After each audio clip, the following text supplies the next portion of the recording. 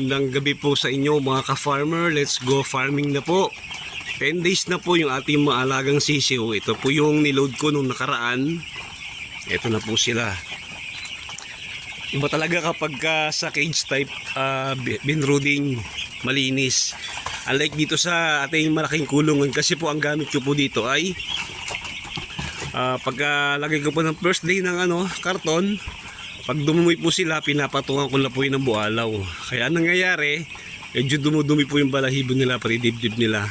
Lalo pa pag minsan hindi nyo napatungan kagad ng bualaw, ayun, nababasa yung dibdib nila, dumudungi sila. Pero ang maganda lang po dito, maluwag po siya. Yun yung sisiglan nila. Nabigay ko na po sa kanila yung prevention natin bago sila mag second day. Nabigay na po ako ng prevention sa ating antibiotic. Bukas po magbibigay po ulit ako ng prevention. Ibang klaseng gamot naman po, ibang antibiotic. Pero after po nung magbigay ko ng prevention last week, nagbigay na po ako sa kanila ng probiotic din. Nagbigay na rin po ako ng mga vitamin A, D, and E. Tapos po iba pang vitamins. Nagbigay na rin po ako ng dextrose powder sa kanila. Hindi po sila ganun kalalaki. Kagaya po nung nauna, kasi medyo naaago po yung oras natin gawa nung meron pa tayong harvestin. Meron pa pong 70 heads na i-harvest tayo dun sa kabilang sa ating cage type malapit sa bahay.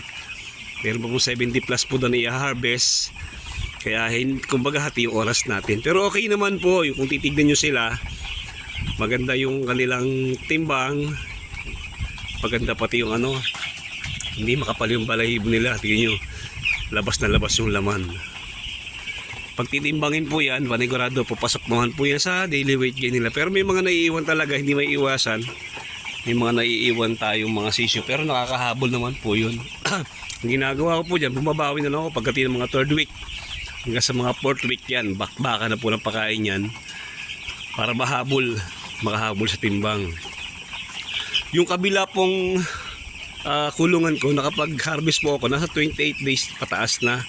Ngayon po, malapit na rin sila maubos. Ito po, kung ito ay 10 days plus 20 days pa, hindi pa ni bagong harvest na lang po ulit tayo.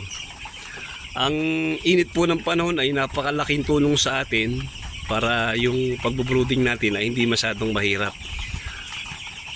Hindi tayo nahirapan sa kanila. Kasi kapag malamig, ang hirap po ng gawa ng paraan. Ang hirap kulongin ng ating brooding area, brooder house. Ay di ngayon po ang ating adjustment na ginagawa. So kapag sobrang init, nagbubukas po ako ng mga tabing. Po, binababa ko po yung lona para yung hangin po ay pumasok.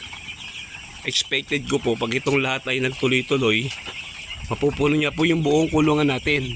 Kaya pupunuin yan sa 600 heads nga pala po ito, mga ka-farmer. 600 heads. Mga ilang linggo pa, makita niyo punong-puno na naman uli yan.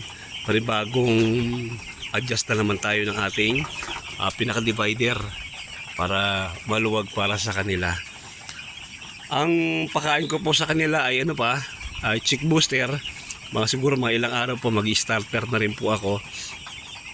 Kasi malalaki na po sila.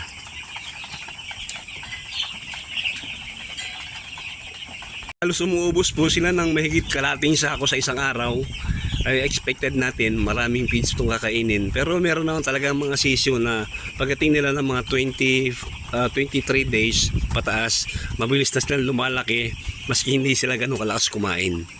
Kumbaga sa simula pa lang nabigyan na natin yung pangangailangan nila. Kumbaga sa huli sila nang bahala. Maski minsan ang problema, pagka medyo matumal lang mamimili, problema kayo, ba't ang laki na ng sisiw ko, anong manok ko, sobrang laki na, kumbaga nag-overweight na. Ganun po. Kaya dapat marunong din tayong tumansya. Aralin natin yung paraan, nakikita tayo, hindi sila mag-overweight.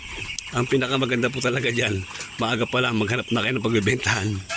Yan po ang challenge ang pag-aalaga po ng 45 days ay simula sa pag day old hanggang sa pagbebenta. Hindi kagaya sa mga poultry farm, ang kanila lang ay pagpapalaki. Sa atin pati yung pagmamarket, kailangan alam din natin dapat natin gawin. Yan, maraming salamat po sa inyo mga ka-farmer. Pang 10th day na po ng ating mga alagang sisiw. At good luck po sa atin. Bukas po magkakatay po ulit ako. May mga pa-order tayo doon po sa aking cage type na kulungan. Maraming salamat po. Paki-like naman po yung video at maraming salamat po sa mga bagong subscriber. Malapit na po tayo ng 200 subscriber. Mabuhay po kayo. Happy farming po.